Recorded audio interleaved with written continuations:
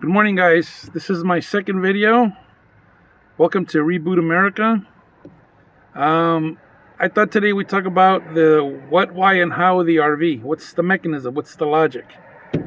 So let's start from the beginning. If you're here, first of all, I want to clarify, this is all in my opinion, my observations, being in the RV for the last 9 years and following the general subject for the last 20. I'm not a fiduciary. I don't give financial advice. You have to take everything I say with a grain of salt, research the hell out of it. Don't take my opinion. I'm just going to point you in the right direction from my point of view. If you're here seeing this video, it's because at some point, Source, the universe, or God deemed you worthy to have a humanitarian heart, and you've been called to this event. This is not a coincidence. This isn't random luck. You're here because you have a heart of gold, and you've been trusted with a gift for humanity. You will be compensated righteously for the work you're going to be doing going forward. The RV, the day we RV, that's the easy part. The hard part's what's coming after. So anyways, this is biblical. And I'm going to start first of all that you're worth a lot, both in heaven and on earth. My Lord Jesus Christ died on the cross for you because you're valuable. You're of royal blue blood, of the lineage of Adam and David. And on earth, your enemies know you're worth a lot of money. You are source. You are the bank. You are the power. Money is just a deposit instrument where you put your energy that you accumulate, or you either develop or not develop on this planet, and you get compensated. Not compensated, but the way you tap into your energy is through currency, through money. The banks aren't the money. The bills in your wallet are not the money. You're the money. You're the bank. You're the source. And the enemy does not want you to know that, because a slave that knows his worth is no longer a slave, and they're afraid for you to find out that you are a free, sentient being, that you are the source, that you're the bank.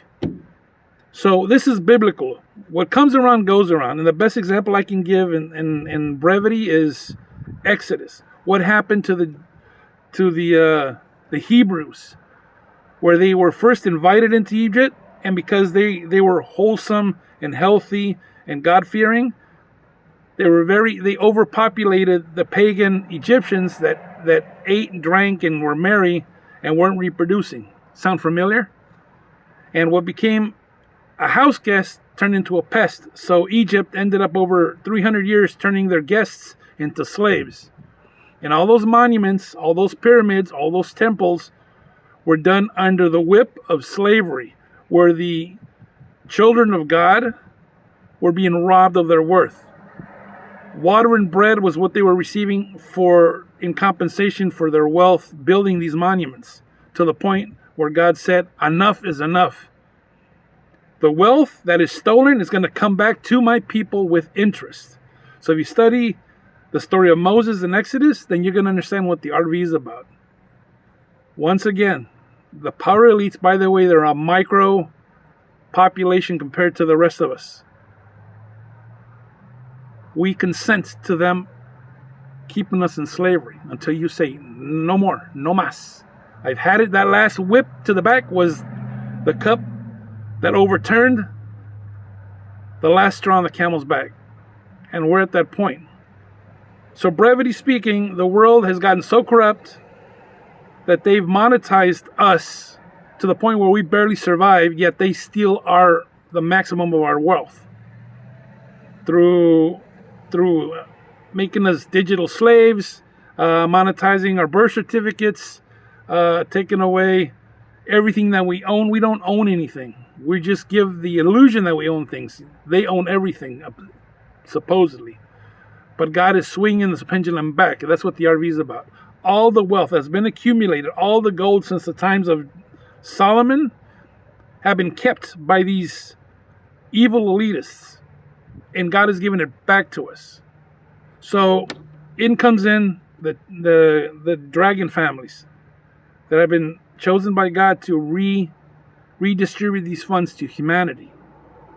And how they're doing it right now is by using these currencies and these bonds and people like us that have golden hearts of humanitarian intellect to redistribute our wealth to the average person. Where we're going to walk out of Egypt with the wealth plus interest. Now, let's bring this back to current affairs. The whole world since World War II played monkey see, monkey do with the United States, because to the winner goes the spoils. And since we won World War II, we put the example of fiat currency.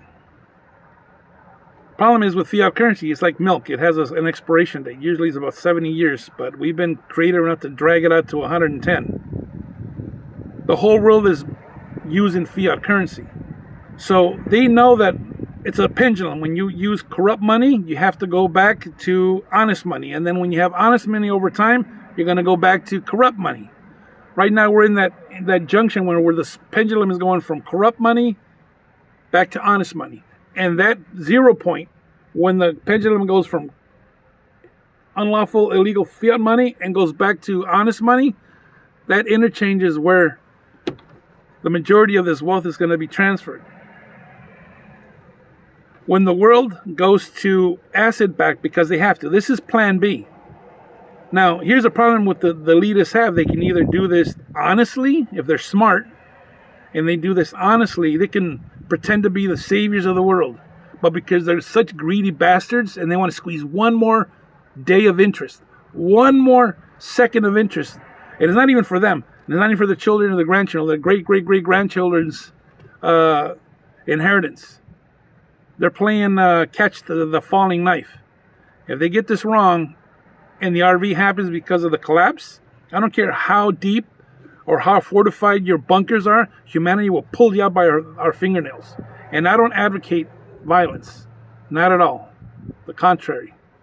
I'm a student of Martin Luther King, Gandhi, and Jesus Christ.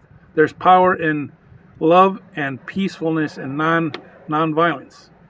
But the elitists need to hear this. You're playing a game with fire. At what point enough is enough? Be smart. Reset the system, and you can pretend to be the saviors. We won't be none the wiser. But if you screw this up and we collapse the economy and there's riots in the streets, God help your souls. Those bunkers are going to be your tombs.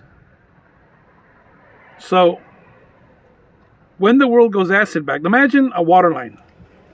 Water always finds its level. The water line is the gold and silver acid bag. All the countries that were underwater artificially by the world bankers are going to float up to the level of 1-to-1 with the silver and gold. All the countries that were making, inflating these bubbles, like all these one world governments like the United States, England, Japan, they're going to fall down to the water line. So we, the holders of these artificially submerged bills, are buying wholesale and exchanging retail. So all the Iraqi dinars, all the Vietnamese dongs, all the Venezuela bolivars, all of these suppressed currencies, when they switch to asset back, because they have to, we can't play this fiat game anymore. The potato's going to bust. The hot potato's going to bust. And we're going to be there to exchange those currencies, because God is going to reset everything. And the amount of money that's been stolen from us is exponentially beyond your imagination. You're going to find out what your worth is. Even though you don't believe it, you're going to find out.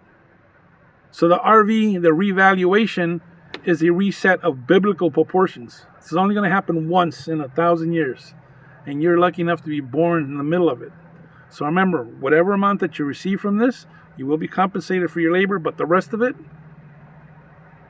is for humanity. If you guys have any questions, comment down below and I'll try to help you out as much as possible. So I'm going to be putting out these videos for the average person that has average questions, my opinion, but my observations are pretty close. So in the next couple of videos, I'm going to talk about why the ZIM is not a currency, but it's a bond.